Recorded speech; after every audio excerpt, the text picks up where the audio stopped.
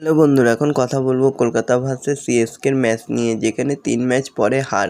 চেন্নাই স্টেশনে থমকালো নাইটদের জয়ের রথ। আগের দুটো ম্যাচ হেরে চাপে ছিল চেন্নাই, কলকাতাকে হারিয়ে জয়ের সরণিতে ফিরল তারা। তো বন্ধুরা, এরকমই সব আইপিএলের খবর প্রতিদিন পেতে হলে আমার চ্যানেলটিকে অতি শীঘ্রই লাইক, কমেন্ট, সাবস্ক্রাইব করতে ভুলো না ও বন্ধুদের মধ্যে প্রচুর পরিমাণে শেয়ার করে দাও, যাতে আমার 4000 ঘন্টা ওয়াচ টাইম খুব শীঘ্রই পূর্ণ হয়ে যায়। তো বন্ধুরা, সিএসকে কিছুটা হলেও স্বস্তি পেয়েছে। টানা 3 ম্যাচ জিতে কেকেআর যেন মেঘের উপরেই হাঁটছিল। সোমবার চেন্নাই স্টেশনেই থমকালো নাইটরা। অন্যদিকে টানা 2 ম্যাচ হারার পর কিছুটা হলেও চাপে ছিল চেন্নাই সুপার কিংস। ওই দিন কলকাতাকে হারিয়ে জয়ের সরণিতে ফিরল চেন্নাই সুপার কিংস। ওই দিন টস জিতে প্রথম ফিল্ডিং নেওয়ার সিদ্ধান্ত নেয় চেন্নাই সুপার কিংসের অধিনায়ক ঋতুরাজ গাইকোয়াড। তবে কলকাতার অধিনায়ক শ্রেয়াস আয়ারও বলেছিল টস জিতলে তিনিও ফিল্ডিং নিতেন।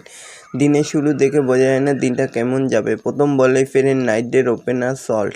নিয়মিত ব্যবধানে উইকেট পড়ল কেকেআরের। 20 ওভারের শেষে কেকেআর করে 9 উইকেটে 137 রান। সেই রান তাড়া করতে নেমে 14 বল বাকি থাকতেই চেন্নাই সুপার কিংস 7 উইকেটে ম্যাচ জিতে নেয়। তো বন্ধুরা, এরকমই সব আইপিএলের খবর প্রতিদিন পেতে হলে আমার চ্যানেলটিকে অতি শীঘ্রই লাইক, কমেন্ট, সাবস্ক্রাইব করতে ভুলো না ও বন্ধুদের মধ্যে প্রচুর পরিমাণে শেয়ার করে দাও, যাতে আমার 4000 ঘন্টা ওয়াচ টাইম খুব শীঘ্রই পূর্ণ হয়ে যায়। ধন্যবাদ সবাইকে।